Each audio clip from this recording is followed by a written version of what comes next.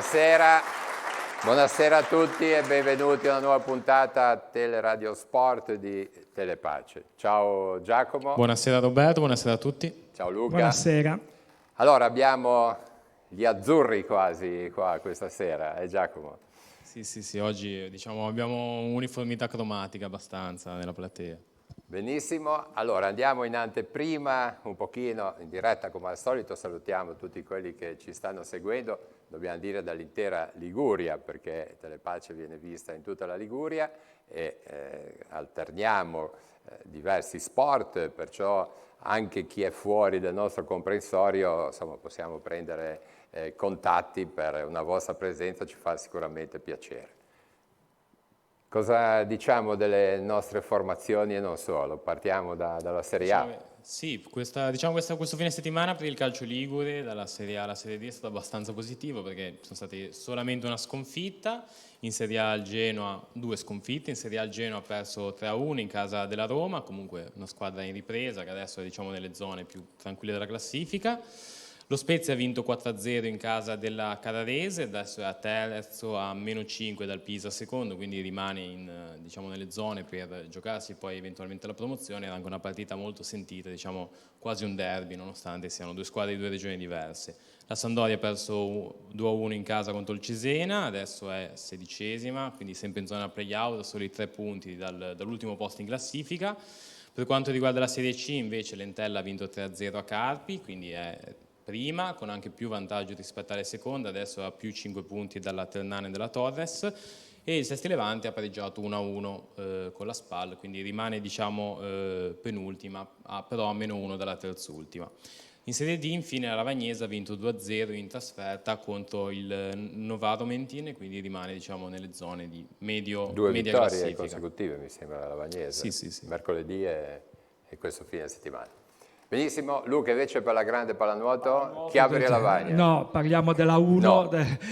perché c'è stata una partita fondamentale per il campionato della 1 tra Prorecco e Brescia, lo scontro diretto tra le due formazioni più accreditate per lo scudetto ed è finito in parità 8-8, un match decisamente agonistico, tirato, dove la Prorecco è riuscita ad agguantare il pareggio a 1 minuto e mezzo dalla fine, quindi un Brescia che senz'altro adesso in classifica è a 3 punti dalla Prorecco ma ha una partita in meno, quindi potrà pareggiare il conto in classifica vincendo la partita che deve recuperare e quindi diciamo un duello che va avanti e andrà avanti per tutto il campionato.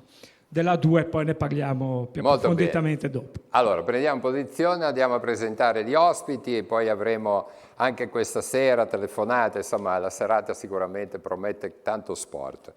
Allora, anticipato da Luca il campo della pallanuoto, poi abbiamo qua con noi Fausto Podestà, che è presidente dell'ABC Bocciofila Chiavarese, insieme a Arianna Carbonara, responsabile del settore giovanile, e Callo Balabene, campionissimo delle nostre bocce.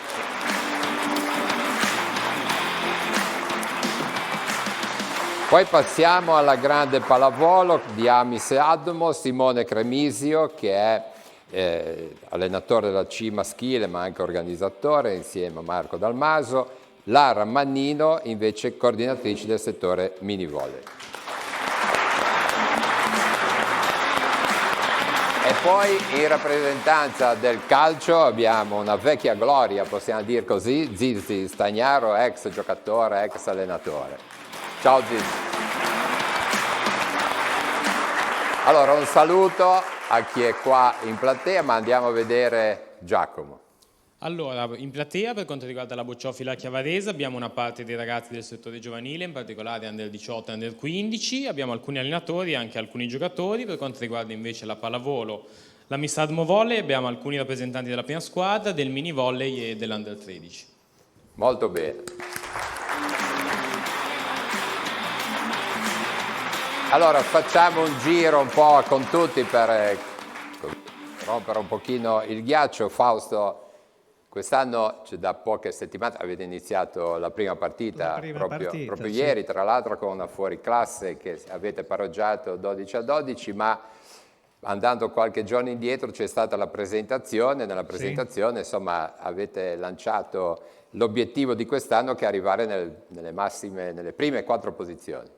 L'obiettivo è quello, chiaramente abbiamo cercato di rinforzare la rosa, pensiamo di esserci riusciti, la prima prova è stata positiva, diciamo nell'arco dell'incontro abbiamo avuto forse più possibilità di vincere noi che loro, comunque il risultato mi sembra giusto. Loro sono campioni d'Europa in carica e vice campioni d'Italia. È la prima volta che riusciamo a metterli in difficoltà e vediamo se col proseguio del campionato riusciamo ad esprimere le potenzialità che abbiamo e che pensiamo di avere. Bene Fausto, poi ritorniamo, un flash caldo. Qua abbiamo una persona, credo che delle bocce è invidiabile in tutta Italia, Cale, non solo, anche all'estero, e lo abbiamo a Chiavari. Grazie.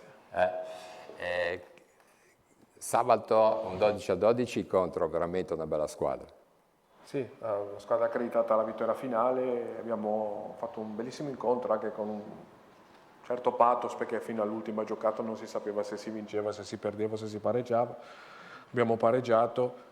Però i valori diciamo in campo sono stati buoni e non era facile perché la prima giornata è sempre un test, ci sono i nuovi arrivi pur di caratura alta sono sempre da inserire, era meglio forse una squadra più morbida la prima giornata, però diciamo che è andata bene. Bene, intanto vediamo qualche immagine proprio di sabato del nostro Alessandro Bavestrello.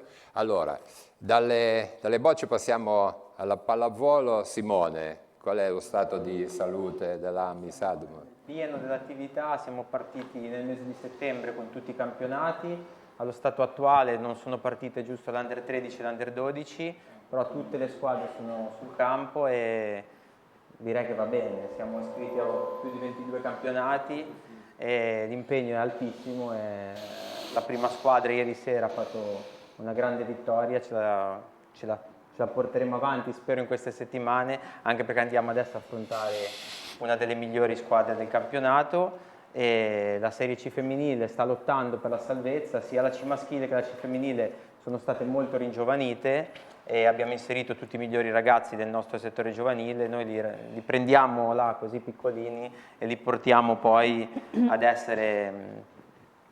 Li lanciamo anche alcuni, anche nelle categorie superiori, ma alcuni rappresentanti della prima squadra che sono qua, se non tutti, no, direi tutti, sono partiti all'età dei ragazzi che vedete là dietro, quindi la soddisfazione nostra è portare in prima squadra, sia nel maschile che nel femminile, i nostri ragazzi migliori e per ora ci stiamo riuscendo. Bene Lara, solo una presentazione che intanto Sergio ci fa 2 immagini su questi bei ragazzini che fanno mini volley. Chi c'è questa sera qua che li stiamo vedendo? Questa sera abbiamo portato una rappresentanza del mini volley di Lavagna, sono più o meno una 50ina di bambini, si allenano 2 volte alla settimana al Parco Tigullio, alla scuola Riboli di Lavagna e hanno tanto entusiasmo, abbiamo uno dei nostri più piccoli atleti tesserati di quest'anno che ha un 2019, Lorenzo Colombini, ha 5 anni, insieme a un suo compagno che oggi non è potuto venire, figlio di nostri giocatori e nostri cari amici. E, insomma, sono tutti bambini che si impegnano tanto, tanta voglia e noi a questa età più che cerchiamo di appassionarli allo sport, perché poi è la cosa che li porta avanti e li porta appunto a continuare a intraprendere questo percorso che è lungo, ma porta anche delle soddisfazioni. Poi come diceva Simone, quando vedi i nostri ragazzini che fanno l'esordio in Serie C, in prima squadra, da parte nostra c'è veramente grande soddisfazione. Bene, poi andremo anche dai ragazzini dalla bocciofila. Allora, Zizi, facciamo un pochino un flash, ma proprio un flash di Sesti Levante e Virtus Entella. Beh, diciamo che stanno facendo dei campionati un po' l'Entella al di sopra delle aspettative. Il Sesti forse ci si aspettava qualcosa di più, però teniamo conto che siamo in Serie C e quindi è sempre difficile confrontarsi. L'Entella sta facendo un campionato straordinario e meritatamente in testa alla classifica con 5 punti di vantaggio sulla Ternana e la Torres. Ieri ha fatto una bellissima vittoria fuori casa a Carpi 3-0 con 3 bei gol di Corbari, Guiu e Casarotto. Il Serse ha preso un punto ottimo a Ferrara, poteva anche vincere e domenica sarà importantissimo cercare di vincere con Legnago e buttarlo un po' più indietro. 14 punti Legnago, 17 il Sestri. Se si riuscisse a mettere 6 punti di distacco tra la prima, tra l'ultima e la penultima sarebbe anche perché la classifica è anche corta, perché la classifica è 17 corta, se vinci con i 3 punti fai presto. Con i 3 punti fai presto, quindi forza Sestri e domenica bisogna vincere. Bene, poi ritorneremo perché abbiamo il servizio sia della Virtus Entella che insieme appunto al Sestri Levante. Coinvolgerei anche Arianna per quanto riguarda i giovani della Bocciofila, che forse stasera non ce ne sono tanti, ma li abbiamo visti alla presentazione di una decina di giorni fa, che veramente, forse abbiamo anche qualche foto, Sì. un bel vivaio c'è alla Bocciofila. Sì, siamo sono un bel gruppetto di svariate età, all'incirca partono dai 10 anni fino ad arrivare al più veterano, che tra l'altro quest'anno è anche arrivato terzo ai campionati italiani, quindi voglio dire, c'è tanta roba, Edoardo. Però bello, dà soddisfazione, poi il gruppo è unito, aiutano anche i piccolini a integrarsi, a dare le piccole malizie, e poi il bello è che ci sono anche genitori che danno una mano anche durante il momento dell'allenamento, anche perché si perdono un pochino, però bello. Io mi ritengo soddisfattissima, veramente, sono ragazzi fantastici. Quindi. Li vediamo in prima fila e allora poi ritorniamo a Arianna, li andrei subito un pochino a coinvolgere, Giacomo. Appunto Edoardo Bacigalupo, che fa parte della squadra del 18, che esperienza è stata l'anno scorso questo terzo posto? È una bella esperienza, un bel risultato dopo tanti allenamenti e comunque un campionato che per noi ragazzi non è molto semplice perché ci sono dei giovani molto talentuosi, però sono contento, si poteva fare un po' di più, ma però già essere salito sul podio va già bene. Ecco, il campionato Under 18, che area è, diciamo, fin dove andate, che viaggi comporta?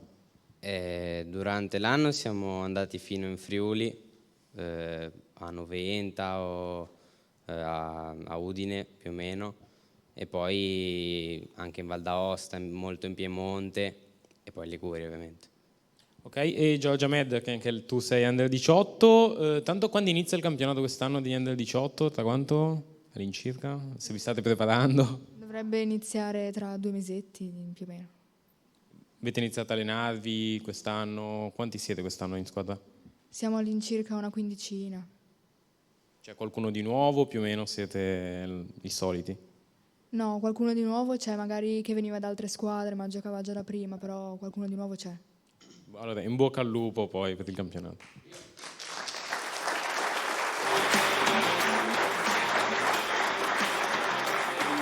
Chiederei un pochino, avere dei campioni come Carlo Balabene, no? E giocare nella stessa società, quali insomma, emozioni sono degli esempi importanti, è vero? Sì, sono dei bei esempi da guardare come idoli, come prendere ispirazione da loro, e soprattutto Carlo. Tutto, cioè la bocciata. Chiedi un po' qual è il loro colpo migliore, se l'accosto, la bocciata. Okay. Il nostro? Sì, il vostro. Da parte mia. Sei arrivato terzo ai campionati italiani, quindi avrai qualche colpo, insomma, che io sono più un accostatore, quindi che va a punto. E poi so anche bocciare, però mi ritengo più un accostatore. Tu? Io anche, sì. Facciamo l'applauso ai ragazzi.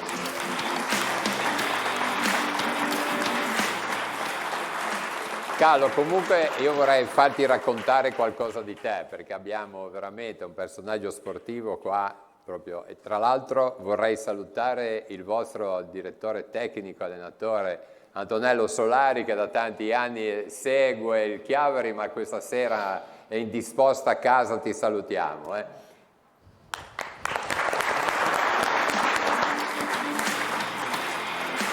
Carlo, raccontaci un po', intanto tutto quello che hai vinto e cosa hai fatto, ma proprio di sintesi, lunga. Perché sennò...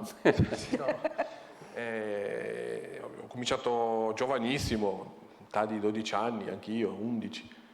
Poi ho fatto tutta la trafila giovanile, poi sono emigrato in Piemonte perché in Liguria non c'era una squadra dove poter andare, e poi ho cominciato lì la carriera a 18enne, dagli giovanili ho fatto la Serie A subito, e poi per 30 anni ho giocato nei campionati di Serie A, fortunatamente sono riuscito anche a vincere qualcosa e l'abbiamo aggiunta mano a mano ogni anno al palmarès qualcosina, e poi ho deciso di tornare poi a Chiavari adesso perché mi sembrava giusto. Prima non c'è stata mai la possibilità di conciliazione, adesso c'è stata, diciamo, dopo tanti anni la possibilità di tornare vicino a casa, tra virgolette, perché uno ligure, genovese, tigullino, mi sembrava giusto vestire la maglia della Chiavarese, gloriosa maglia della Chiavarese. Prima non c'è stata mai occasione, ho giocato 16 anni a Ferrero, 12 anni a Olivetti, Ivrea, e sono sempre stato, qui non c'è stata mai occasione di poter vestire la maglia prima della Chiavarese, prima di 3 anni Orsona, quindi sono contento di aver fatto questa scelta perché mi sembrava giusto. Poi la carriera mi ha dato tanto perché nel nostro sport sono riuscito a vincere praticamente quasi tutto, ho vinto dei campionati del mondo, ho vinto i campionati italiani, ho vinto degli scudetti con la squadra di club, delle coppe dei campioni, e quindi di più non posso chiedere. Io mi ha dato tantissimo lo sport, quindi però giunti a questo punto mi sembrava giusto trovare l'occasione per vestire la maglia della Chiavarese. Allora, da un campione a un altro campionissimo, questa sera abbiamo una sorpresa perché c'è un grande campione della pallacanestro italiana che è Dino Meneghin. Pronto Dino? Sì, buonasera a tutti. Ciao Dino.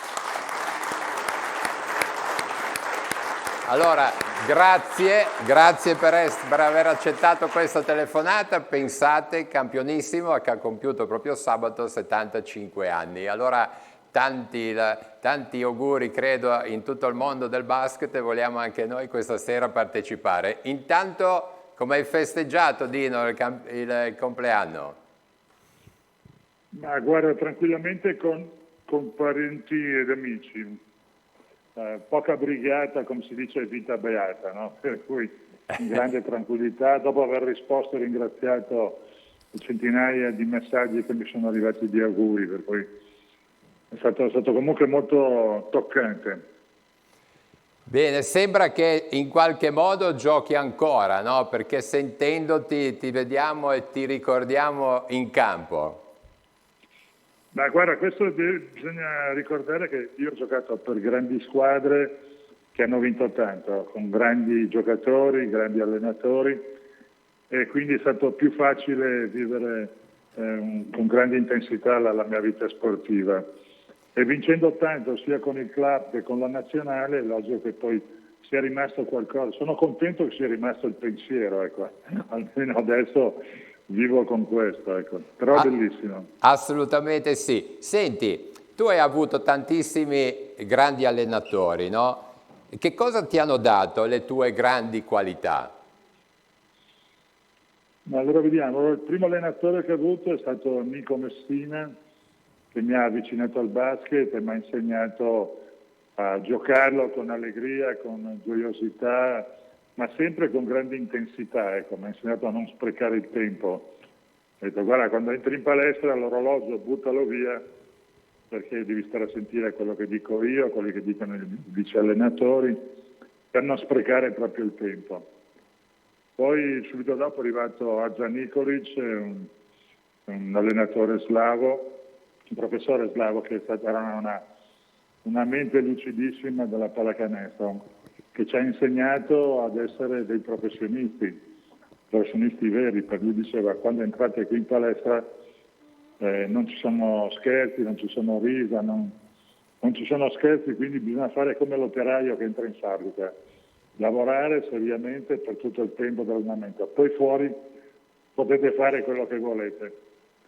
Ora all'inizio era sicuramente molto strano, però poi alla fine dell'anno ci guardavi indietro col lavoro durissimo che facevamo e ci accorgevamo che avevamo vinto il campionato italiano, la Coppa Italia, la Coppa dei Campioni, la Coppa del Mondo, e questo per più anni voleva dire che il lavoro pagava, ecco. Certo. Quindi ci ha insegnato lui ad essere dei professionisti seri. E senti, tanto ti vediamo in qualche foto, oggi il basket è cambiato, no? Con questo corri e il tiro da 3 punti. Cosa dici a proposito? Ma guarda, la gente vedo che piace, si diverte perché il gioco adesso è molto più veloce, più fisico, anche più tecnico, però a me non piace questa ricerca esasperata del tiro da 3 punti. In molte partite si tira quasi più da 3 che da 2, a discapito del gioco che piace a me, dove tutti i giocatori toccano la palla, penetrazione, scarico fuori, si gioca 1 contro 1, blocco, doppio blocco, ribaltamento della palla da un lato all'altro del campo, e quindi più movimento, più gioco orchestrale. Tra l'altro, io vedo che molto spesso arrivano giù i playmaker, dopo la rimessa palleggiano, arriva alla riga dei 3 punti e tirano. Questo per me non è pallacanestro. Tra l'altro ho visto che è della stessa idea un tuo altro grande allenatore, Dan Peterson. Sì, perché forse siamo cresciuti nello stesso periodo, per cui abbiamo la stessa mentalità. Però sia io che lui che altri amiamo proprio il basket, che secondo me è uno sport, è un'atletica leggera giocata, dove ci sono tutti i giocatori coinvolti. Alla fine della fiera la pallacanestro è tutto un 1 contro 1, qualsiasi schema si faccia, poi alla fine l'attaccante è contro il difensore, quindi un 1 contro 1. Però è tutta la costruzione del gioco che deve essere diversa, altrimenti diventa veramente come una partita di hockey sul ghiaccio, avanti e indietro, a grande velocità ma senza costruire niente. Senti, qua in studio abbiamo tanti ragazzi che poi ti faccio salutare, ma abbiamo il Dino Meneghin delle bocce, perché a Chiavari la Bocciofila Chiavarese è una super squadra che è Carlo balla bene. Ti faccio fare un saluto e al limite anche una domanda. Vai Carlo. Innanzitutto ciao Dino, io ciao Carlo. Seguivo quando eri a Milano, che era forse Philips e poi Simac, è stata? Sì, negli anni 80. Esatto, quindi sono vecchio, negli anni 80 sono... niente, complimenti per la carriera, per tutto quello che hai vinto, anche come esempio, come sportivo, non solo come giocatore, come cestista, come personaggio sportivo. Io seguivo te in particolare, tutta la squadra di quel periodo, e mi sono veramente divertito, appassionato. Bene, allora Dino, non voglio trattenerti troppo, ci fai un saluto? Volevo solo dire che noi in squadra avevamo un giocatore che si chiama Roberto Premier, che prima di giocare a pallacanestro era un grandissimo campioncino di bocce proprio nel Veneto. Un giorno ero a casa sua, mi ha fatto vedere tutte le medaglie che aveva vinto nei vari tornei che avevano fatto a bocce. E quindi poi anch'io quando ero ragazzotto andavo nelle varie trattorie che avevano dietro il campo di bocce e i miei amici ci divertivamo a giocare. Fra un un panino col salame e un bicchiere di vino ci si divertiva. Grande, abbiamo visto anche un flash con tuo figlio Andrea che insomma avete avuto la fortuna di giocare contro, è quasi incredibile, no? Solo un flash e poi ti lasciamo. Sì, è stata veramente una cosa molto toccante, devo dire. Ero assolutamente orgoglioso di vederlo entrare nel mondo dei professionisti a soli 16 anni, quando esordiva a Varese. Io quando l'ho visto, ci siamo incontrati 2 volte e quando l'ho visto entrare la prima volta in campo mi sono sentito vecchissimo, per cui ho detto guarda qui è ora di smettere di attaccare le scarpe al chiodo. Per cui, dopo pochi anni ho smesso, però il fatto di vederlo giocare con grande intensità e gioia era veramente una cosa che faceva bene al cuore. Bene Dino, io ti ringrazio prima di salutarti e mandarti un caloroso saluto da Chiavere di tutta la Liguria. Vorrei che salutassi i ragazzi che fanno sport, abbiamo qua una 50ina di ragazzi che fanno sport.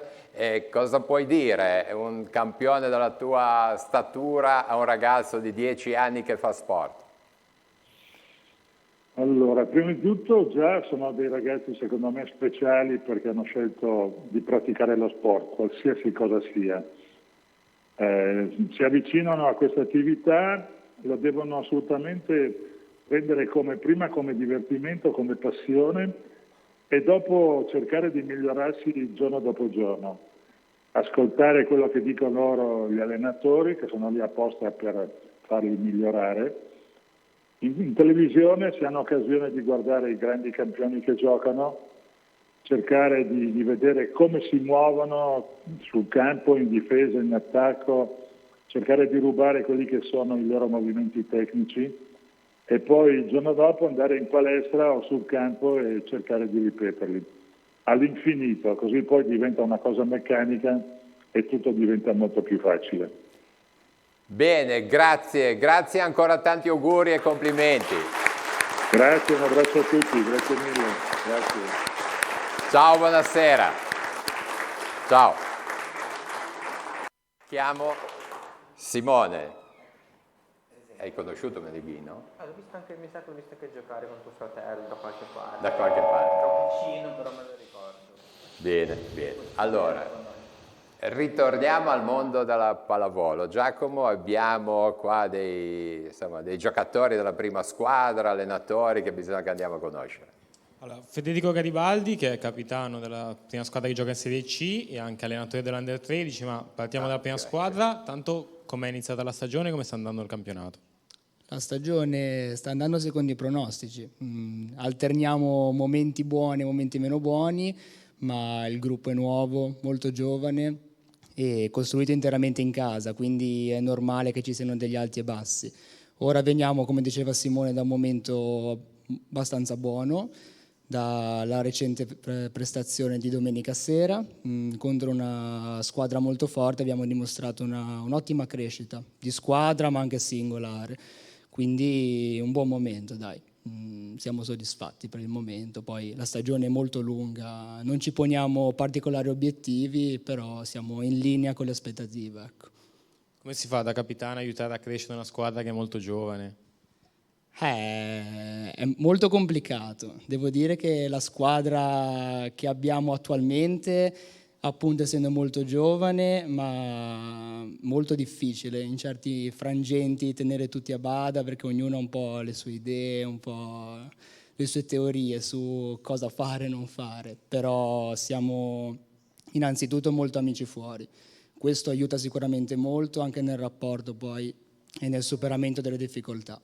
E quindi è tosto, soprattutto nei momenti difficili, che però si sperano diminuiranno sempre di più andando avanti, ed è anche molto soddisfacente però, devo dire, perché appunto conoscendosi tutti dà belle soddisfazioni e belle sensazioni, diciamo. Allora tutti i mister e i giocatori. E invece da un lato fai l'allenatore, no? E dall'altra fai il giocatore con... ecco, come va con il buon Cremisio, Simone? Che ci alleniamo, che ti allena. Con Simone ci conosciamo da quando io ero come i ragazzi che adesso alleno, forse anche prima. E il rapporto sì è da giocatore a allenatore, però è anche un rapporto poi lavorativo, perché alleniamo anche insieme molti gruppi e ci confrontiamo molto spesso su tante cose anche che riguardano appunto la prima squadra. E il rapporto è per forza di cose buono, per forza di cose ottimo e va bene così, ecco, insomma. Quando eri come questi ragazzini, tu cosa facevi? Giocavo a calcio. Dove? Quanti anni hai? Io 26. A 26 giocavo nel Sesti, giocavo nel Sesti Levante in Serie D, ho avuto diversi allenatori, ho avuto anche la fortuna quando ero all'Entella di avere un campione del mondo che mi ha allenato, che si chiamava Mario Genta, campione del mondo nel 1938, con Vittorio Pozzo, e dal quale ho imparato tante cose, perché dai campioni del mondo si impara sempre, perché se sono arrivati a essere campioni del mondo vuol dire che oltre alle doti tecniche avevano anche altre doti morali, fisiche e comportamentali, quindi onore sempre che è arrivato ai massimi livelli, perché non si arriva mai per caso. Ecco, il tuo passaggio tra giocatore e allenatore, che poi hai fatto una bella carriera da allenatore, che a me ricordi sempre i 10 anni alla Caperanese. Penso che nel mondo del calcio 10 anni è qualcosa di record. Sì, è stato un passaggio un po' difficile, perché comunque mi piaceva giocare, no? E quindi smettere di giocare non è mai facile, però ormai avevo 37 anni, ero ancora nel Sestri e mi è capitata l'occasione di andare, mi hanno detto vieni a fare l'allenatore a Moneglia in seconda categoria, e ho detto vado, e sono andato e il primo anno ho vinto subito il campionato, siamo saliti in prima e da lì ho cominciato la scalata, poi ho fatto i 10 anni alla Caperanese, bellissimi, ho vinto 3 campionati, l'ho presa in seconda, l'ho portata in eccellenza e soprattutto abbiamo fatto quel famoso record che abbiamo tuttora di 48 partite senza perdere, che è il record ligure di tutti i tempi. Che qualcuno di quelle partite l'hai raccontata, te le faccio sicuro.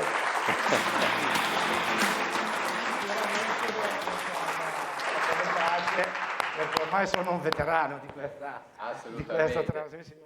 Dai tempi della Domenica Sport Good. È bello ricordare quel record lì, perché vincere un campionato è bello, ma poi avere un po' di fortuna, ma riuscire a non perdere per 48 partite credo che sia una cosa che insomma non è facile, non è facile. Quindi... A proposito insomma, di persone che da tanti anni si impegnano, nel nostro Fausto Podestà si parlava prima di 25 anni presidente della Bocciofila? Sì, 25 anni, sono tanti. E prima ero vicepresidente. Perciò aumenta. Insomma, dagli anni come vicepresidente, prima degli anni 90, perciò negli anni 80, perciò saranno 35 anni almeno. E poi negli ultimi... Ma hai giocato a bocce tu, sì? No. Poco e scarso. Però ho sempre avuto la passione, perché io prima di lei, prima di essere vicepresidente, prima di cosa, ho portato tutti i ragazzi per anni, per 10 anni ho curato l'attività giovanile,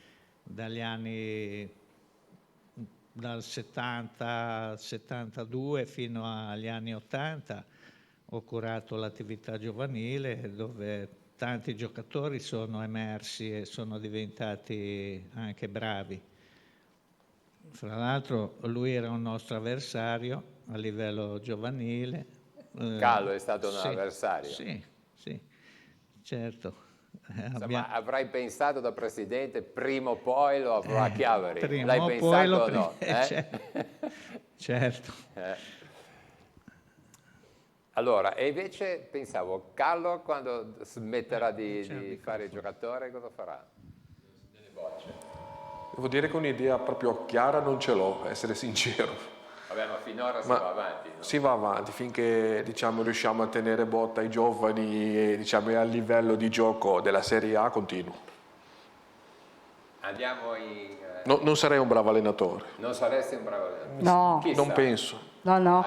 Cosa dice Arianna? No. Sì, invece sarebbe un bravo allenatore. Volevo... No, lì Arianna dobbiamo un po' spiegarlo. È dai. poco diplomatico, cioè molto... No, però una cosa che diceva Zizi ha ragione, quello che diceva che da quelli che sono capaci si impara, no?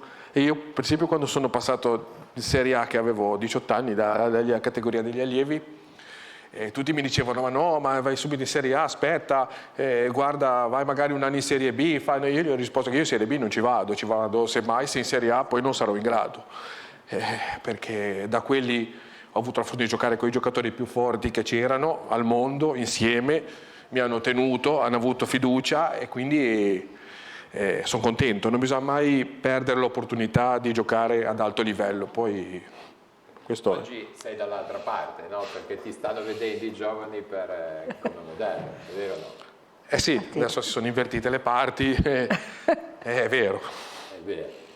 Luca, andiamo. Volevo chiedere una cosa a Carlo, perché Carlo si giocava nelle squadre, mi ha detto, importanti, Ferrero e tutto, ma qualche derby con la Bocciofila Chiavarese, quando vinceva gli scudetti, insomma l'avrai fatto. L'abbiamo fatto e l'abbiamo anche persi, i derby, tanti, perché erano squadroni all'epoca la Chiavarese. Il presidente era già Fausto. Era già Fausto. Abbiamo vinto qualche volta, ma abbiamo perso ma anche dalle giovanili. Nelle giovanili eravamo, diciamo... Era un antagonismo continuo per 4-5 anni, il periodo giovanile. Bene, allora cominciamo con gli sport acquatici. Allora andiamo con la pallanuoto e abbiamo già detto all'inizio che c'è stato il big match tra Prorecco e il Brescia, è finito in pareggio, un derby, una partita importante per la classifica del campionato, è una partita che col pareggio decide poco, nel senso che il Brescia in classifica ha 3 punti meno della Prorecco, però è una partita da recuperare, quindi potrebbe poi raggiungere la squadra rechellina in testa alla classifica e comunque è un campionato dove stanno andando appaiate le 2 squadre. Il Savona ha perso mercoledì contro il Brescia, quindi il Brescia si conferma, come dicevamo, insieme alla Prorecco la prima forza del campionato, quindi insegue a 6 punti, però comunque terza solidamente al terzo posto. Questo per quanto riguarda la 1. Andiamo a vedere un po' più in dettaglio la A2, perché abbiamo la Chiavari Nuoto che continua il suo campionato a punteggio pieno, vince anche col Camogli, una partita dove nei primi 2 tempi il risultato era sul 7-5, poi nel terzo tempo con un parziale di 8-1 la Chiavari Nuoto ha preso il largo e non c'è stato più niente da fare. Quindi una Chiavari Nuoto che, come abbiamo detto, ormai proseguirà il campionato in prima posizione, non dovrebbe farsi sfuggire questa prima posizione che è importante poi ai fini dei playoff, perché permetterà poi di avere la terza partita eventualmente nelle sfide dei playoff in casa. Io sono andato a vedere un po' le squadre del sud che sono in testa al campionato del girone sud. Abbiamo il Salerno, la Garinantes Salerno, abbiamo la Lazio e abbiamo la Canottieri Napoli, che sono comunque 3 nomi importanti della pallanuoto italiana con un blasone non da poco. Ecco. Quindi diciamo che parliamo già dei playoff, anche se è presto, non siamo nemmeno a metà della stagione regolare, però ci aspettano delle belle sfide in acqua. Per quanto riguarda Lavagna, vince con il Como per 11-5 e quindi si riporti a una posizione di classifica un po' più tranquilla, e vince anche il Bogliasco, che per adesso era stata un po' la sorpresa in negativo del campionato perché era a 4 punti. Vince anche il Bogliasco, anche con un punteggio, col punteggio di 15-8 sull'Arenzano, quindi un punteggio abbastanza importante, e quindi probabilmente il Bogliasco da questa partita in poi si rimetterà poi nella corsia, diciamo, per la metà classifica. Bene anche il Sori, che batte il Metanopoli Milano, quindi rimane al terzo posto, sempre consolida il suo terzo posto, quindi direi che le squadre liguri nella 2 stanno giocando un bel campionato, ecco. Un applauso alla pallanuoto. Poi... Allora, abbiamo al telefono, andiamo al campionato di Serie C, uno dei goleador di ieri dalla Virtus Entella, che è Andrea Corbari. Pronto Andrea? Pronto? Vabbè, probabilmente stanno ancora allestendo la telefonata, vediamo se... Pronto? Sì, non lo sentiamo in studio. Pronto? Sì, pronto? Eccoci, un applauso ad Andrea, complimenti. Buonasera, grazie mille per l'invito. Allora, raccontaci un pochino la partita di ieri a Carpi, una grande Entella. Una grande Entella, sì, era stata una partita difficile perché venivamo dopo le altre partite della Ternana, Pescara, Torres, tutte le squadre che ci precedono. Giocavamo contro una squadra bisognosa di punti, e infatti il primo tempo è stato un primo tempo molto bloccato, diciamo così, che siamo stati bravi e fortunati a sbloccare verso la fine, e dopo invece il secondo tempo siamo andati in gestione assoluta della partita, segnando altri 2 gol che potenzialmente potevano essere anche di più, però ecco, abbiamo legittimato il risultato, diciamo, ecco. Ecco Andrea, centrocampista con il fiuto del gol, possiamo dire così, tra l'altro gol importanti anche come quello di ieri perché hai sbloccato i risultati. Sì, è un bel vizio che ho sempre avuto e quindi me lo tengo stretto. Mi piace, ecco, sono un giocatore a cui piace inserirsi, arrivare sui cross in area, e quindi diciamo che trovo facilmente, tra virgolette, la via del gol, ecco. Ecco, come stai, come va nello spogliatoio? Mi dicono che sei, insomma, una persona propositiva sempre. Beh sì, quest'anno siamo proprio un bel gruppo, siamo tanti ragazzi che hanno voglia di fare, e questo penso sia la base per creare sia un bel gruppo che per raggiungere i risultati. E quindi stiamo facendo bene, i risultati ci danno ragione, e quindi la nostra forza che è fuori dal campo si vede anche in campo. Ecco, è la terza stagione, come sei arrivata a Chiavari? Ti trovi bene, credo? A Chiavari mi trovo molto bene, è venuta qua anche mia moglie, anche lei si è ambientata molto bene, ha trovato lavoro subito, e stiamo benone. Poi io vengo da Cremona, che è proprio il fulcro della pianura padana, e quindi siamo venuti nel paradiso, qua c'è un'aria totalmente diversa, sei al mare, stiamo benissimo, ecco. Molto bene. Senti, qua vicino nella nostra trasmissione abbiamo un veterano dei campi che ha giocato sia a Sessi Levante, pensa sia alla Virtus Entella, nel campo dove giocate anche voi, che è Zizi Stagnaro, no? E magari non so se forse non vi conoscete, ma cosa puoi dire Zizi a un grande giocatore come Corbari? Ma intanto gli faccio i complimenti perché ieri ha fatto un gol bellissimo. Grazie mille. E vorrei soltanto chiedergli se l'hanno preparato in allenamento, perché fare un gol così su una rimessa laterale vuol dire anche averci un po' studiato, secondo me. Seconda cosa... sì. Vai, seconda cosa. Ha provato o no? È stato un cenno d'intesa con Davide Bariti, il quinto, e si è dato uno sguardo. Lui mi ha lanciato subito la palla e la palla dopo è arrivata fortunosamente con il giro giusto, il rimbalzo giusto, e io dopo distinto, diciamo, senza pensarci più di tanto, mi è venuto da calciare e fortunatamente la palla è finita dove doveva finire. Beh, la seconda domanda è questa. All'inizio ci credevate di poter competere per il primo posto, perché mi avete dato l'impressione che siete una squadra molto unita, molto forte fisicamente oltre che tecnicamente, però avete anche una grande forza morale e non vi abbattete mai, è vero? Confermi? Confermo in toto quello che hai detto, nel senso che siamo una squadra che adesso ha trovato la sua quadratura nel modulo, nella mentalità di affrontare anche le partite, e questo ti dà una forza ulteriore quando vai in campo. All'inizio c'era l'idea di fare un buon campionato, si è fatto un buonissimo ritiro creando un bel ambiente, un bel sano, però arrivare a fare questi numeri non era del tutto isperato, però comunque era lontano da quello che intendavamo fare.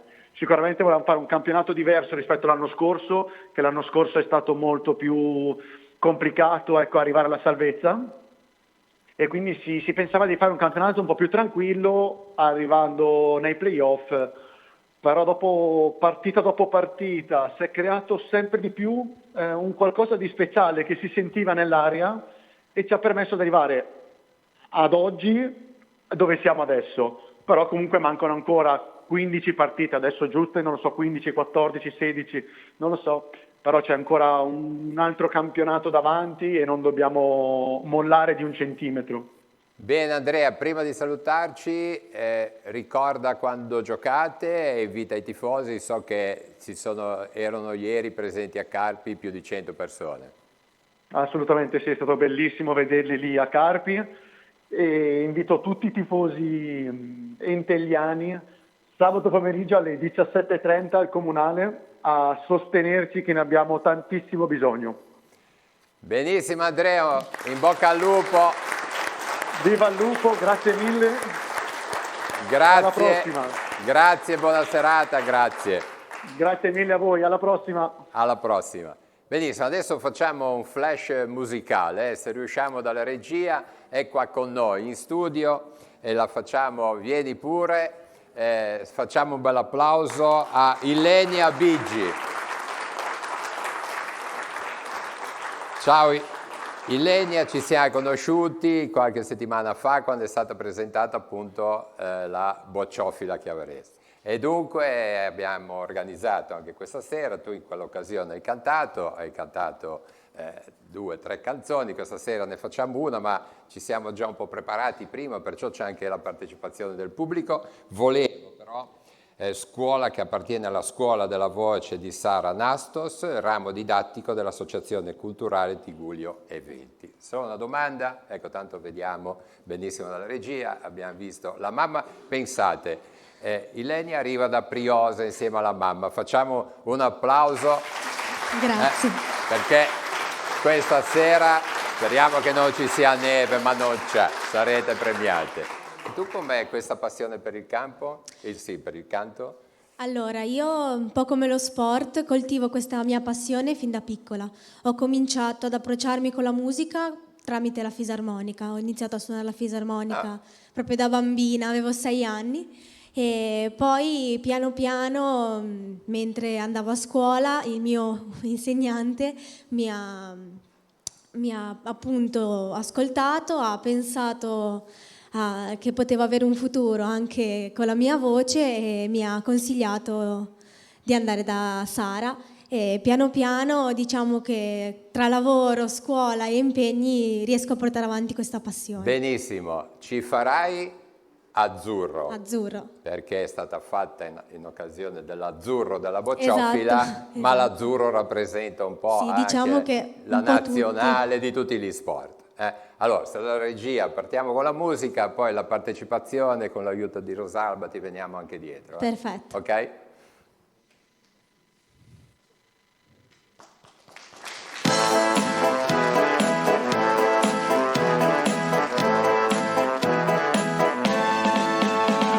Cerco l'estate tutto l'anno e all'improvviso ecco eccola qua.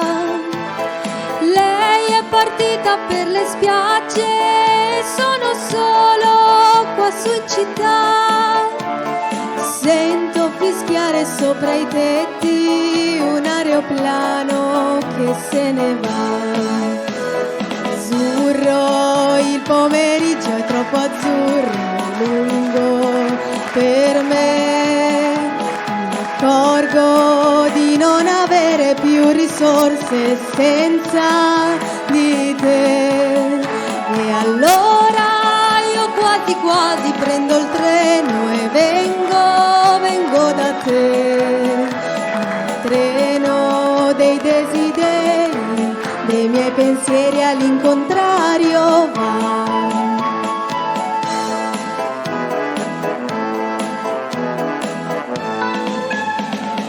Sembra quando ero all'oratorio con tanto sole, tanti anni fa.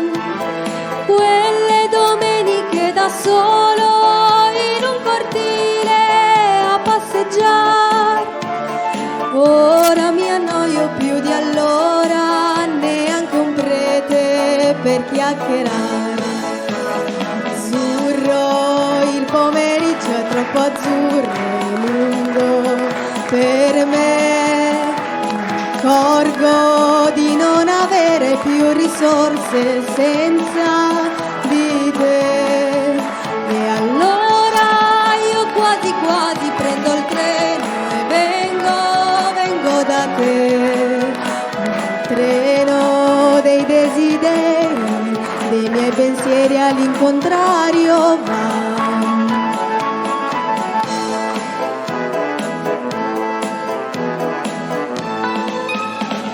Cerco un po' d'Africa in giardino, tra l'oleandro e il baobab, come facevo da bambino, ma qui c'è gente, non si può più. Stanno innaffiando le tue rose, non c'è il leone, chissà dov'è. Azzurro, il pomeriggio è troppo azzurro, lungo per me. Mi accorgo di non avere più risorse senza di te. E allora io quasi quasi prendo il treno e vengo da te. Il treno dei desideri, dei miei pensieri all'incontrario va. Azzurro, pomeriggio è troppo azzurro e lungo per me. Mi accorgo di non avere più risorse senza di te. E allora io quasi quasi prendo il treno e vengo da te. Il treno dei desideri, dei miei pensieri all'incontrario va. Grazie, grazie. Beh, grazie, ma l'applauso anche per loro che sono stati bravissimi. Assolutamente. E anche loro che hanno cantato. Anche loro. Guarda, secondo me riuscirebbero ormai, Calo balla bene con Cremisio, Simona la canterebbero, è vero? Allora, anche Zizi. dopo lo sport potreste darvi al canto. Bene, allora, Grazie. Ilenia, buon ritorno. Grazie. Finiamo tutti insieme, saluta Sara, tutta la scuola, Certo. eccetera, magari, che ne so, potremo anche avere un'altra occasione. Volentieri, grazie. Buona serata, grazie.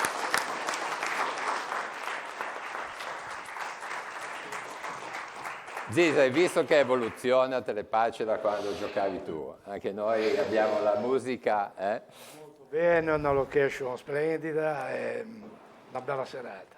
Bene, allora facciamo gli ultimi 10 minuti, qua ci alterniamo perché allora abbiamo trascurato un pochino sia Rihanna che la Lara. Cominciamo un po' dalla Lara, raccontaci ancora un po' qualcosa del tuo mini volley.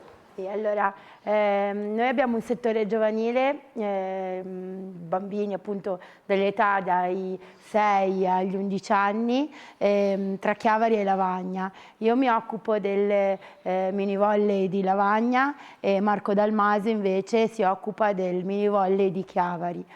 Con loro facciamo un'attività promozionale, partecipano a tornei federali, proprio ieri c'è stato a Rapallo il primo torneo Grand Prix, li chiamano così, sono manifestazioni dove giocano, hanno per categoria, hanno a disposizione un'ora e mezza dove fanno 5-6 partite e ripeto, la cosa bella di allenare i bambini è che si ha la possibilità di insegnare loro l'educazione allo sport, il rispetto, oltre proprio al fondamentale del palleggio, del bagger, dell'attacco, che sono cose fondamentali per il proseguio del loro cammino pallavolistico, però è proprio il bello di allenare questi bimbi è dargli questo giusto valore dello sport, che tante volte poi si dimentica, ma è la cosa più preziosa, insegnargli l'educazione sportiva. E questo sta nel rispettare l'arbitro ai tornei, non si perde mai per colpa di qualcuno,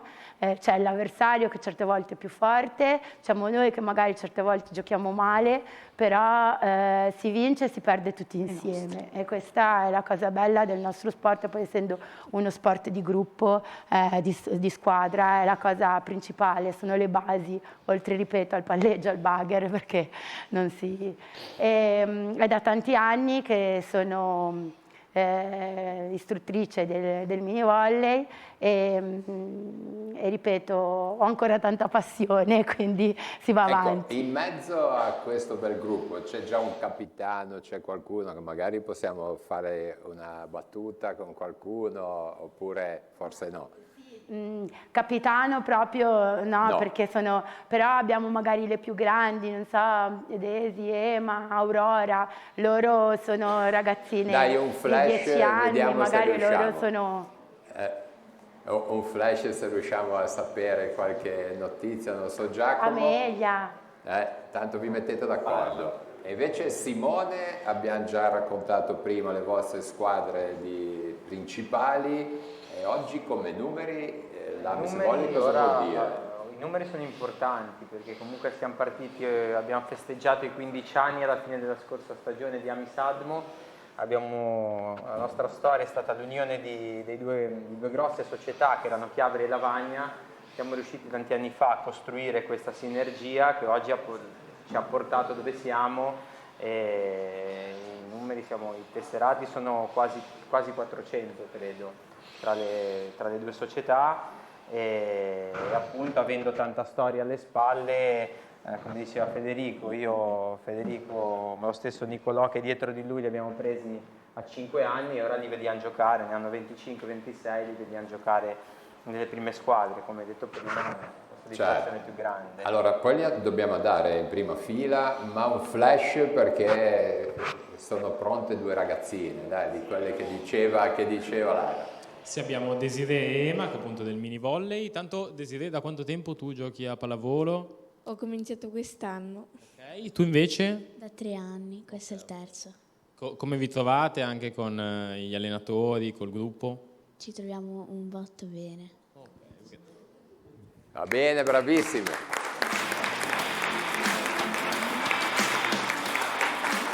Ecco, io andrei, Giacomo, a conoscere un pochino qua davanti perché quelli che erano bambini come loro adesso sono 25 anni in prima squadra, o sbaglio, giù di lì, 20 anni. Qui abbiamo Andrea Baratta che è della prima squadra, anche tu hai fatto il settore giovanile, da quanto tempo giochi alla Amis Admo? Io ho iniziato da piccolissimo come loro a 6 anni, quindi questo è il mio 14° anno che gioco. E sì, un tempo anch'io ero come loro, quindi ho fatto tutto il percorso dei giovanili, poi con gli under fino ad arrivare 1 anno e mezzo fa circa in prima squadra e da lì continuare il percorso con gli altri compagni. Ecco. Poi allenatore dopo? Su questo non lo so, diciamo che mi vedo giocare ancora per molti anni, quindi non è un pensiero che circola nella mia testa, almeno per adesso. Sinteticamente ti chiedo anche se c'è molta differenza comunque tra le ultime categorie giovanili e poi le prime squadre? È uno sport tra virgolette diverso? Direi di sì, più che altro perché quando si gioca ancora nell'Under c'è il limite di età, poi quando si comincia invece a giocare varie Serie C, Serie D o comunque anche prime divisioni, così il limite di età non è più, cioè non vi è più, quindi di conseguenza è possibile anche che giochi contro giocatori più esperti e si faccia poi vincere la sfida, quindi sì, direi sì, che si nota la differenza. E io me ne approfitto, visto che ancora 30 secondi, e a Michele Colombini, che è vice allenatore della prima squadra in Serie C. Dato che prima si parlava di diventare allenatori e essere allenatori, secondo te quali sono le cose più importanti per allenare i ragazzi e aiutarli quindi a crescere? Sicuramente la conoscenza è fondamentale dei ragazzi. Io come loro ho fatto le giovanili qui un po' di anni fa, poi sono stato via diversi anni, 15-16 anni, poi sono ritornato, ho fatto gli ultimi 2 anni di carriera da giocatore e poi Simone mi ha fregato e sono passato a fare allenatore, però devo essere sincero, è stata una scelta ottima, nel senso sono contentissimo. Quest'anno abbiamo ringiovanito la squadra e mi sento proprio allenatore. Quindi ringrazio Simone, la società che mi dà questa possibilità. I ragazzi sono tutti ragazzi d'oro, educati, lavorano tantissimo. Quest'anno li stiamo mettendo sotto parecchio anche da un punto di vista fisico e i risultati pare stiano arrivando.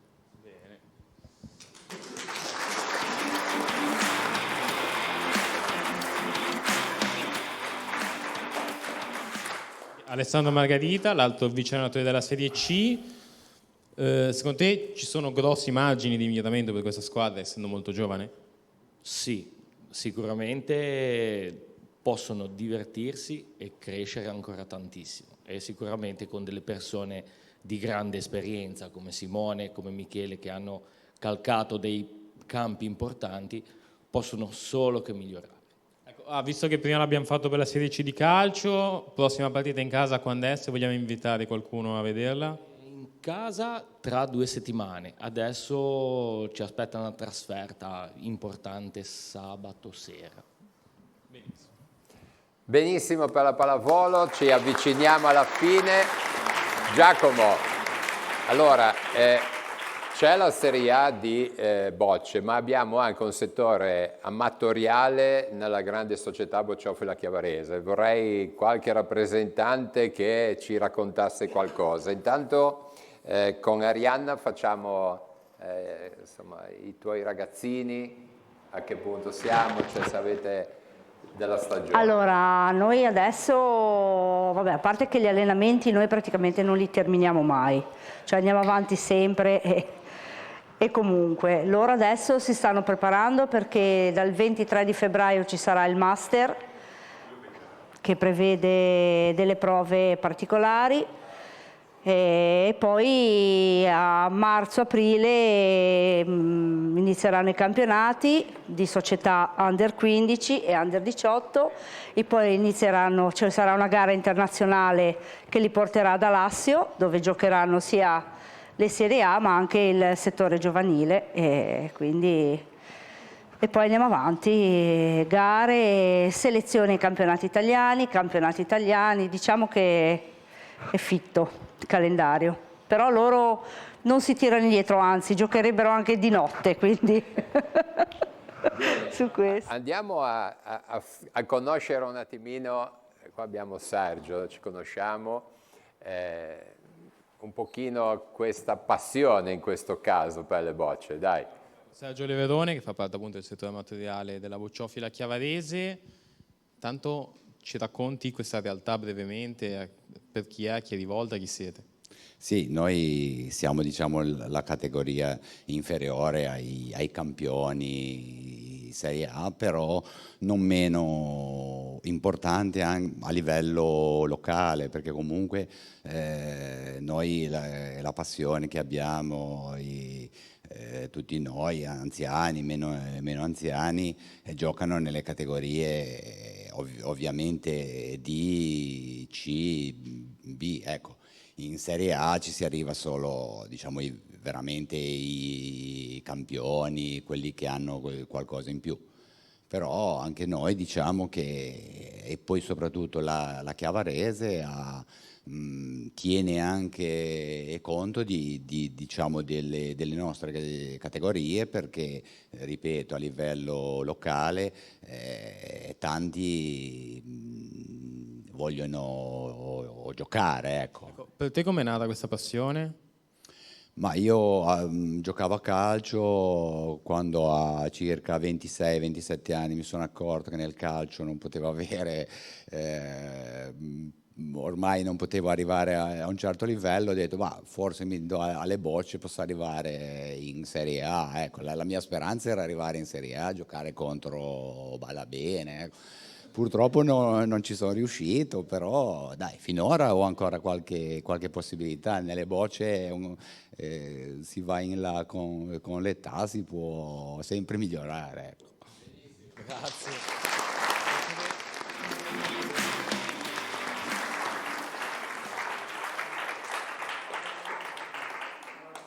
Dove diciamo solo una cosa di vela velocemente, si è svolta la prima manche la prima prova della seconda manche del 49esimo campionato invernale del Tigullio. Sono state 2 giornate, sabato e domenica, impegnative per gli equipaggi, perché sabato abbiamo avuto vento a più di 20 nodi, invece domenica tra i 10 e i 15 nodi. Comunque 2 giornate impegnative che hanno messo a dura prova gli equipaggi. Le immagini si riferiscono alla prima giornata dell'invernale, che eravamo quasi ancora in estate, ecco. Quindi dicevamo, però veramente si è andati a vela e c'è stata soddisfazione da parte di tutti. E nei risultati ci sono stati su 3 prove 3 vittorie di Che Stress di Ghislanzoni negli ORC AB, poi negli ORC C e D invece Melgina, il Melges 24 ha vinto 3 prove, e nei J80 è stata Mary Star of the Sea. Nei Libera A invece si trova in testa l'Alpa 1270 di Edoardo Guido Meda, e nei Libera B invece è El Cat a comandare davanti all'intramontabile Celestina 3. Ecco. Bene, bene. Allora, un saluto dal Presidente Fausto, buon campionato allora. Magari ci vedremo fra un mese o 2. Prossimamente. Puntiamo ai primi 4 allora. Puntiamo senz'altro ai primi 4, poi riuscirci è un po' più complicato. Certo. Callo, confermi, no? Sì. Le forze ci sono. Benissimo, benissimo. Allora, l'appuntamento è per la pallavolo, l'abbiamo detto, invece per il settore femminile faremo un'altra puntata. Esattamente. Benissimo. Grazie alla pallavolo, a Miss Adomo, sia a Lara che Simone e tutto il gruppo che sono arrivati qua con noi questa sera, anche tutti i genitori. Facciamo un applauso ai genitori.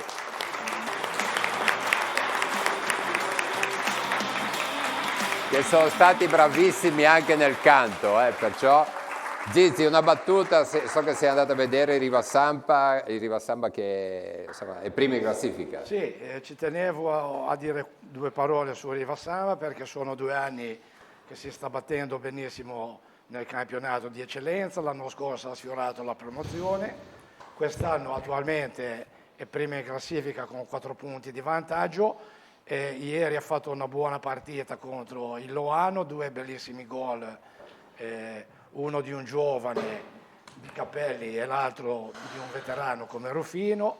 Una bella prestazione da parte del giovane Baldassarre, e complimenti alla società di Pastorino e di tutti i dirigenti che lo aiutano a portare avanti questa società. Forza Riva Samba. Benissimo, grazie. Allora, grazie Zizi, ringraziamo la società Bocciofila Chiavarese, in bocca al lupo per il campionato, l'Amis Admo, che ci ritorneremo sicuramente, ci rivedremo, a Zizi, a tutti voi che siete stati qua. Ciao Giacomo. Buona serata e buonanotte a tutti. Ciao Luca. Buonasera a tutti. Benissimo, alla nostra squadra un bel applauso. A Sergio, Rosalba, Roberto, Giorgio, Francesco, Manuel, Maurizio. la nostra cantante, ci rivedremo presto, speriamo. Salutiamo Ilenia, un caro saluto a tutti e buona settimana.